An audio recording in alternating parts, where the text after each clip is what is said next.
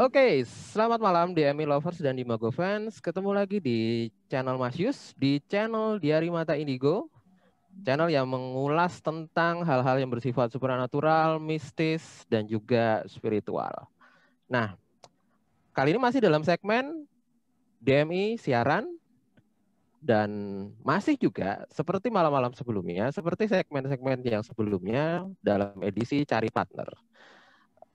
Namanya cari partner memang susah-susah gampang karena memang butuh cari yang cocok, cari yang benar-benar bisa mengerti, dan tidak hanya itu pasti juga harus memenuhi beberapa kriteria tentu saja.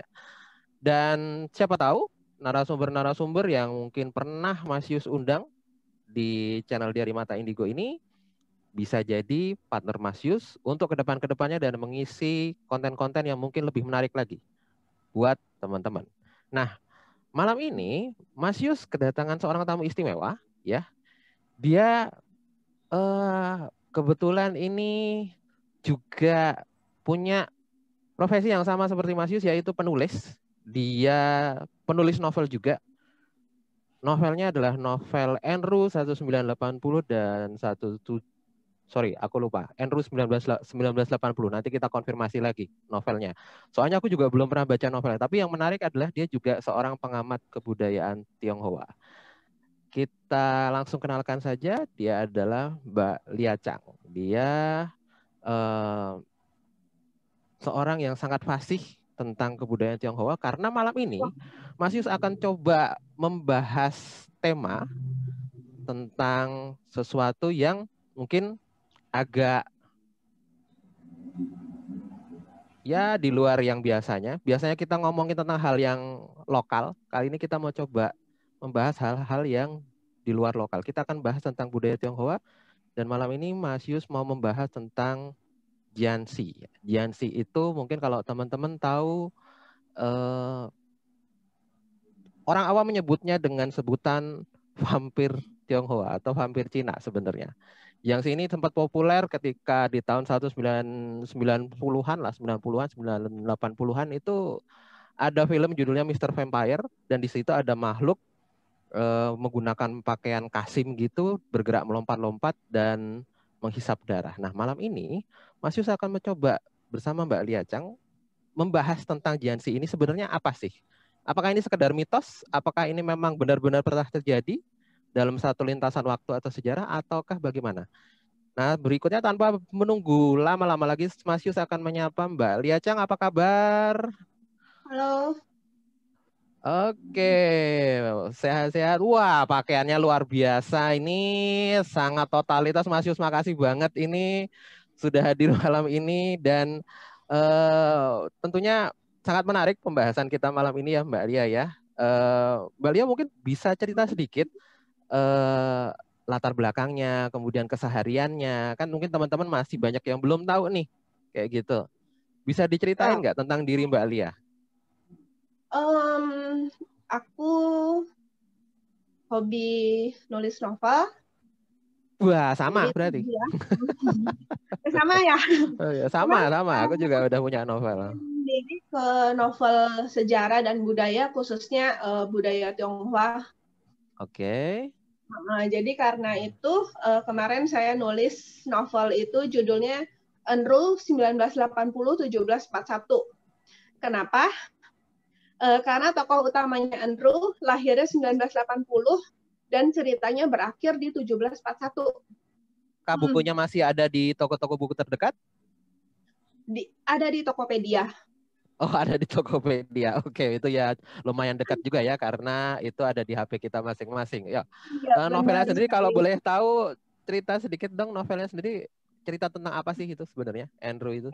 Itu novelnya soal seorang pemuda Tionghoa di abad 21 ini yang karena suatu hal mendadak kelempar ke Batavia di abad 18. Dan Wah, di gitu. Batavia abad 18 itu dia mengalami konflik segala macam yang rata-rata emang dialami oleh Tionghoa di zaman itu gitu. Oke. Berarti Mbak Sampai Lia ini yang juga suka ada sejarah juga pembantaian berarti. Tionghoa di tahun 1740. Oke, oke, oke, oke, oke, oke. Jadi dia kelempar ke masa lalu, kemudian dia menyaksikan sendiri kejadian itu. Ceritanya kurang lebih seperti itu ya? Ya, kurang lebih begitu. Wah, menarik sekali gitu. Karena berarti pasti Mbak Lia ini tidak hanya sekedar tahu kebudayaannya, tapi juga tahu tentang sejarah ya berarti kalau kayak gitu ya. Ya, tapi saya nggak bisa bilang saya ini fasih atau jago ya. Saya cuma berusaha sebaik mungkin yang saya mampu gitu, Mas. Oke, wah menarik sekali kayak gitu. Kesehariannya sendiri sehari-hari sebagai apa mungkin? Saya bantu usaha keluarga. Oke, Pak usaha keluarga. Dan kemudian Ada menyambi, ada sambilan? nyambi nulis novel itu, dan untuk kegiatan sosialnya sih saya admin di grup budaya Tionghoa. Oke, Kalau wah misalnya menarik. pernah mendengar gitu, dulu Milis, dari zamannya Milis itu namanya budaya Tionghoa. Sekarang pindah ke FB karena Milis Yahoo juga udah tutup. Selain itu juga ada web sendiri di web budayationghoa.net. Oke. Wah, nah itu teman-teman kalau pengen mengenal Mbak Lia mungkin bisa jadi anggota grup di Budaya Tionghoa ya. Oke, Mbak Lia, kita mau langsung aja masuk ke topik nih malam ini. Kebetulan topik yang malam ini mau kita bahas agak-agak horor gitu ya, yaitu tentang Jianxi atau mayat hidup dari kebudayaan Tionghoa kayak gitu ya. Teman-teman mungkin mengenalnya dengan sebutan vampir Cina atau vampir Tionghoa kayak gitu. Nah, kalau dari Mbak Lia sendiri, ini sebenarnya kalau misalnya dari kajian sejarah atau mungkin dari kajian kebudayaan, ini itu real atau bagaimana sih sebenarnya? Atau hanya sekedar cerita urban legend saja? Nah, kalau menurut Masih sendiri gimana? Kalau menurut saya sih ini apa ya? Karena saya mendalami tentang yang namanya tahyul, superstition dan lain sebagainya. Ada hal-hal yang mungkin sifatnya ya memang seperti itu, ada faktanya seperti itu, tapi ada juga yang mungkin kesalahan persepsi karena mungkin ini berlangsung di masa lampau dan karena ilmu pengetahuan pada waktu itu belum maju sehingga menimbulkan salah persepsi yang arahnya lebih ke klinik. Nah, ini yang kemudian masih mau coba saya kaji sih, benar atau enggak sebenarnya persepsi seperti itu. Oke, jadi ya sebenarnya nggak gitu salah. Jadi emang ada mispersepsi, tapi juga dibilang 100% mitos juga ya ada benernya juga. Nah, sampai di mana mitos dan sampai mana mispersepsi nanti lebih jelasnya. Dulu zaman kita masih kecil kayaknya ya. Aku sih dulu waktu itu Oke. Dulu waktu kecil aku juga terpapar itu filmnya serem juga lumayan. Yang serem-serem lucu mungkin ya. Yang bawain biasanya yang jadi Tause itu adalah Lam Cheng Ying. Ya, itu fenomenal banget itu. Aku sampai hafal mukanya. Dan sekarang beliau sudah meninggal. Oke. Jadi kalau misalnya di film kita ngelihat bahwa vampirnya loncat-loncat begini. Ya, tuh. Nah, betul. Ya kan? Terus juga mukanya serem, udah peot-peot segala macam, pakai baju dinasti Qing. Dan maaf, itu bukan baju Kasim. Oh, itu bukan baju Kasim. Oke. Ya, jadi semua pejabat di zaman dinasti Qing itu pakaiannya seperti itu. Oke. Dan mereka itu dibedakannya dilihat dari gambar yang ada di bagian depan. Jadi di sini kan ada burung hong segala macam sekaligus Iya, ada warna. naga kayak gitu juga ya, Ya, kadang-kadang ya. itu menandakan jabatannya itu misalnya ekselon berapa gitu. Oh, peringkatnya gitu ya, levelnya Ya, ya. kalau misalnya PNS sekarang kan eselon 1, eselon 2, eselon 3. Nah, itu dibedakannya dari situ gitu. Nah, terus kalau misalnya benar nggak sih ada bawa mayat dari tempat lain ke kampung halaman itu ada. Oke. Jadi tapi yang bawa bukan Tause, bukan Tosu. Yang bawa itu sekelompok orang. Jadi mereka pasti bukan Tosu dan hanya ada satu kelompok itu saja yang tahu bagaimana cara memindahkan mayat dari tempat A ke tempat B. Oke. Menarik. Jadi intinya sebenarnya adalah pemindahan mayat gitu ya. Benar. Oke. Intinya adalah pemindahan mayat karena apa? Karena itu kan waktu itu zaman perang ya. Jadi ini juga baru ada legendanya tuh lahir sekitar zaman dinasti Qing. Oke. Antara peralihan Ming dengan Qing gitu. Itu baru ada legendanya. Sebelumnya itu di Shanhai Qing segala macam itu nggak ada. Oke. Nah, terus dia itu kenapa harus loncat-loncat? Itu ada ininya. Yang jelas mereka nggak ngisap darah. Oke, berarti yang mitos adalah menghisap darahnya ya.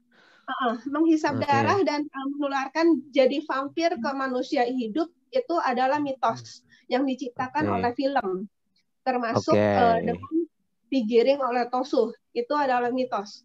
Bukan mitos kalau yang digiring Tosu. Itu lebih keperluan film. Oh ya, supaya mungkin lebih seru kali ya, kayak gitu ya. Iya.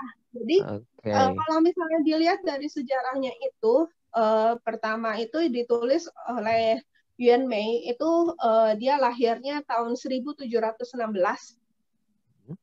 Jadi dinasti Qing.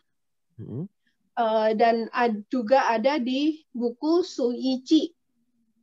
Jadi buku Su Yiqi itu adalah catatan tidak resmi soal kejadian-kejadian aneh yang ada di daerah Chungguo, daerah Cina. Nah, salah satunya adalah tercatat bahwa ada mayat hidup yang digiring dari tempat A ke tempat B di daerah selatan. Dan itu yang menguasai itu hanya ada di selatan Hunan. Oke. Jadi itu sekitar provinsi Jiangxi. Aku tertarik dengan kata-kata mayat hidup. Jadi benar ini adalah mayat hidup atau mayat yang memang bisa bergerak sendiri, gitu. Ini adalah mayat yang dibuat seolah hidup. Mayat yang dibuat seolah hidup. Oke. Nah, ini kemudian yang mulai terkuak ini. Oke, lanjut. Menarik ini. Jadi begini, kalau misalnya kita ngangkut orang mati, itu kan berat, apalagi orangnya banyak kan. Dan waktu zaman itu kan Cina juga banyak perang. Jadinya sedangkan orang-orang Cina itu percaya kalau misalnya dia matinya di tanah asing, dia nggak bisa kembali ke leluhurnya. Jadi kalau misalnya kepercayaan Cina itu kalau meninggal itu bukan ke surga atau neraka, itu kepercayaan aslinya bukan ke sana, tapi kembali ke leluhur. Jadi ngumpul lagi ke leluhur gitu. Oke. Terus karena itulah kemudian ada upacara-upacara dan salah satunya juga ngembaliin mayat yang meninggal di tanah asing. Sebenarnya mungkin juga nggak gitu asing karena masih satu negara. Cuman bukan tanah kelahirannya, bukan tanah leluhurnya gitu, nanti itu diangkut pulang. Nah, karena ngangkut mayat itu kan kalau misalnya jumlahnya banyak itu berat. Jadi gimana caranya biar ringan diangkut? Yaitu dengan ngasih ramuan itu disuntikin ke badan mayat. Itu biar mayatnya itu nggak cepat busuk. Nyuntikinnya gimana? Enggak, Mas? Nyuntik. Gimana tuh? Aku bayangin alat suntik aja kayaknya era-era zaman segitu kayaknya nggak ada ya. Gimana nyuntikinnya berarti? Pakai bambu. Pakai bambu. Bambu disuntikin ke badan. Oke. Jadi caranya itu beda dengan orang Mesir di balsem. Kalau ini cairannya disuntikin ke badan. Oke. Sehingga mayat itu menjadi awet kayak gitu. Ya, jadi awet, jadi nggak membusuk dan agar apa namanya tidak cepat membusuk juga, dia harus diangkut malam hari. Jadi pokoknya nggak boleh kena matahari. Maka dari itu kalau misalnya film-film vampir itu pasti lewatnya di malam hari. Iya, benar. Nah, terus jadinya terus gimana ngangkutnya? Nah, ini masih misteri ini. Bergerak sendirikah atau diangkut sama benda atau gimana? Masnya itu kan ingat dia pasti ini begini. Ya, betul. Karena di sini itu dimasukin bambu di dua tangan. Dan di pergelangannya ini dimasukkan bambu. Di tangan, ya. Oke. Dan itu bisa sekali angkut itu bisa beberapa mayat. Jadi dua orang, ada orang di depan, ada orang di belakang, manggul bambu panjang, dan mayatnya di tengah-tengah itu. Dan karena pergerakan di jalan, mereka jadi kelihatannya loncat-loncat. Oh, begitu. Ya. Dan ini kemudian beredar bahwa kalau misalnya kan orang Tionghoa juga percaya bahwa kalau sampai bertemu dengan para pengangkut mayat ini di tengah jalan, katanya bakal kena sial ya. Itu berarti juga untuk membangun supaya tidak terganggu perjalanannya mungkin ya. Benar. Dan mereka itu biasanya berempat, Mas. Jadi yang di depan itu bawa lentera, jadi lentera itu buat nunjukin jalan. Terus di belakang ada yang ngangkutin lentera gitu. Gitu. Jadi aku punya bayangan kayak ditandu gitu ya. Iya. Oh, I see. Itu kenapa kemudian posisinya begini, ada orang di depan, ada yang di belakang, ditandu seperti ini. Oh, iya. Jadi dapat bayangannya. Oke. Nah, kemudian di tahun 1930-an itu ketahuan bahwa mereka itu ada hubungannya dengan perdagangan candu. Oh, malah ada. Nah, ini menarik ini. Kemudian apa yang kemudian efeknya? Karena apa namanya? Mereka kan ngangkutnya malam. Dan mereka juga udah ada mitos bahwa ngelihat mayat diangkut itu adalah hal sial atau nanti ketemu sial atau gimana gitu. Jadinya kan nggak ada yang apa namanya deketin mereka kan, nggak ada yang berani deketin mereka gitu. Betul, jadi mereka bisa mengangkut candu. Jadi tinggal diiketin aja ke badan mayat hidup ke mayatnya itu yang diangkut. Dan nggak ada yang ini. Nah, masalahnya adalah waktu itu mereka ngelewatin itu terus kedengaran oleh tentara Kuomintang. Oke. Tahu sendiri lah. Namanya juga tentara dari pihak Kuomintang, mereka nggak percaya tahayul gitu kan. Jadinya diperiksa. Nah, ketahuan itu bahwa mereka sekaligus menunjukin candu gitu. Wah, menarik. Ini hal yang mungkin sampai sekarang mungkin saya sendiri juga belum tahu gitu loh mengenai ada dalam tanda kutip trik atau cerita di balik layar tentang Jianxi ini. Nah, sebetulnya kalau untuk Jianxi ini sendiri berarti sudah berlangsung terakhir itu berarti pada era apa dia? Dia di praktek Jianxi ini apakah mungkin sampai sekarang masih atau mungkin dia berhenti di era tertentu gitu? Kalau kelompoknya keturunannya masih ada, keturunan dari kelompok tersebut. Dan kalau aku dengar dari Lauta di grup budaya Tionghoa gitu, jadi ya kalau kita bilang ya kayak kepala gengnya kita lah gitu. Itu kan yang lebih banyak belajar soal budaya karena juga lebih duluan belajar gitu kan. Itu sekarang masih ada kelompoknya yang menguasai itu dan ramuan obatnya itu diperjualbelikan sekarang. Padahal kalau dari di nalar juga maksudnya kan untuk ya kita sendiri juga transportasi sudah lebih mudah, sudah lebih maju gitu ya. Apa yang kemudian membuat tradisi ini masih berlangsung kayak gitu? Tapi mereka nggak ngangkut mayat lagi, cuman memperjualbelikan ramuan. Karena orang-orang Oke, Chinese oke, kan oke, juga oke, tetap oke. butuh agar mayat nggak cepat hancur, biar sanak saudara yang di perantauan itu masih bisa sempat ngelihat terakhir kali sebelum ditutup peti dan dikubur gitu kan. Oh ya, oke, masuk akal. Jadi yang dijualnya adalah ramuannya kayak gitu. Ramuannya. Oh, oke. Nah, berarti kemudian mitos ini sendiri sebenarnya dikembangkan oleh masyarakat untuk lebih menakut-nakuti ya awalnya sebetulnya ya, kayak gitu ya.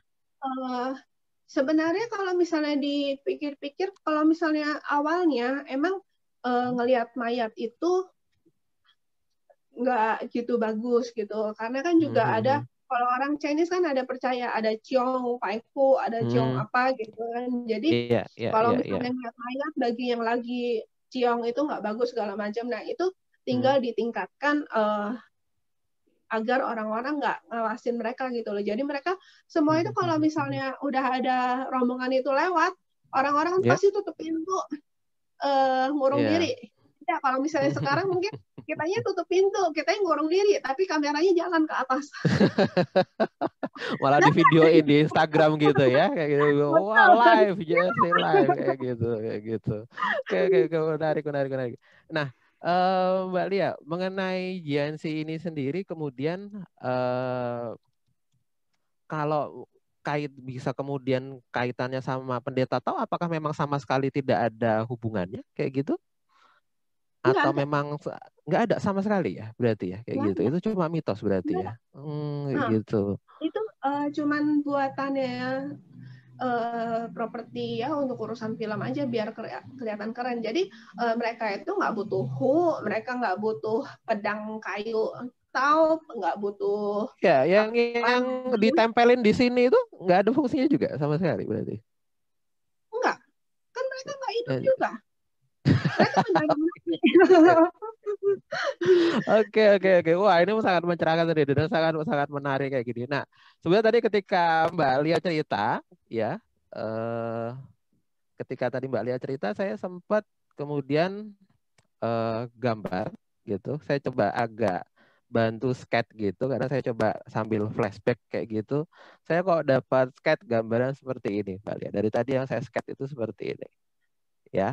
Ini gambaran mungkin cara pengangkutan mayat zaman dulu ya sebenarnya. Tapi mungkin sambil biar agak seru saya tambahkan pendeta tahu, karena kalau menurut saya malah karena mungkin biar bagaimanapun yang namanya kebudayaan atau mungkin caranya berhubungan dengan mayat, berhubungan dengan orang mati kayak gitu. Mungkin bagaimanapun perlu pemuka agama juga kayak gitu. Perlu mungkin untuk menyembayangi dan lain sebagainya kayak gitu. Dan kalau yang ini justru di enggak Cina ya. sendiri, di Cina sendiri di desa-desa kalau misalnya ada butuh upacara apa, itu nggak tentu pemuka agama yang memimpin upacara, Mas.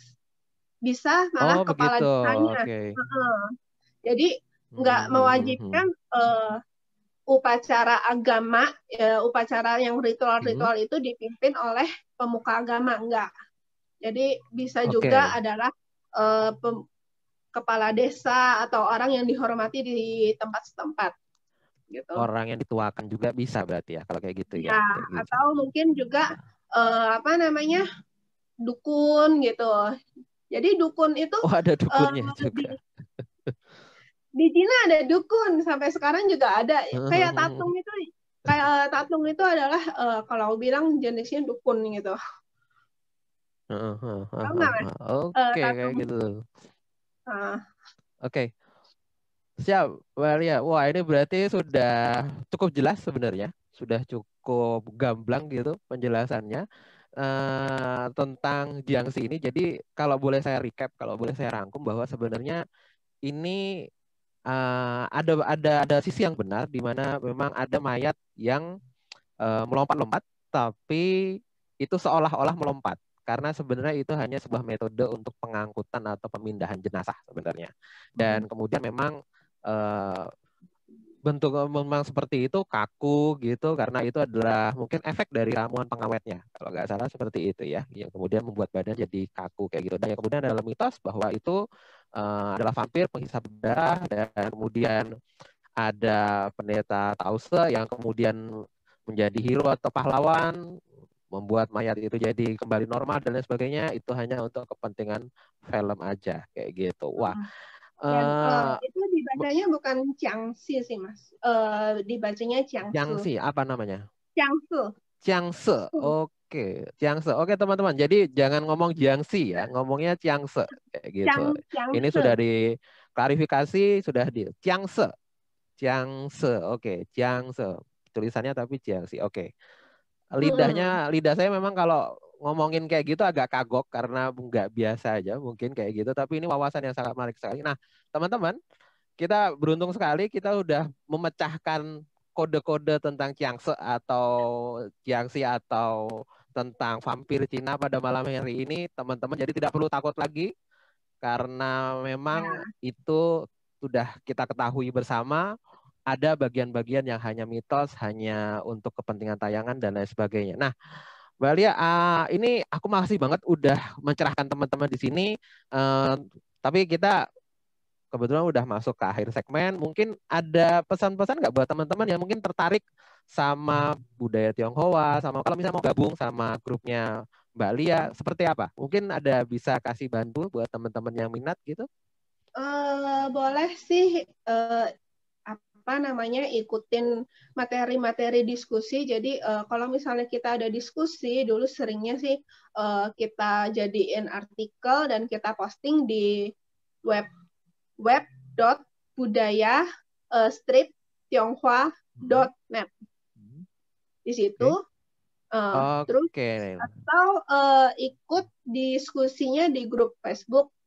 Pokoknya grup Facebooknya itu yang ada klaimnya apa namanya budaya Tionghoa, dan terus di bawahnya ada tulisan semua member bertanggung jawab atas komennya sendiri-sendiri, ya, model begitulah.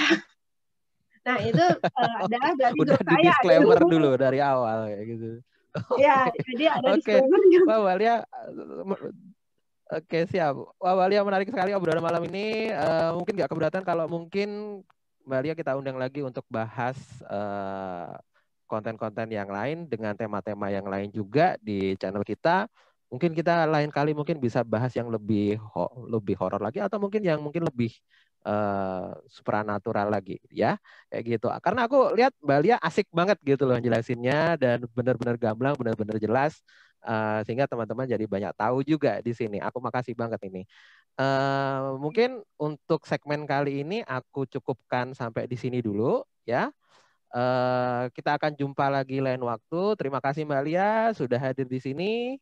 Nanti kita akan undang lagi berikutnya ke segmen-segmen yang mungkin akan lebih menarik lagi. Oke teman-teman, jangan lupa teman-teman tetap subscribe dan nyalakan tanda lonceng sehingga teman-teman tidak ketinggalan konten-konten yang lebih bermanfaat, konten-konten yang lebih seru, konten-konten yang lebih horor lagi mungkin ke depannya, dan tentu saja bersama dengan narasumber-narasumber yang menarik, narasumber-narasumber yang memberikan Anda wawasan yang lebih gila lagi ya. Oke. Mas Yus pamit untuk segmen kita pada hari ini. Terima kasih Mbak Lia. Cesye. Aku coba tahunya bahasa itu. Dan kita jumpa lagi di konten berikutnya. Oke, terima kasih. Selamat malam. Bye-bye.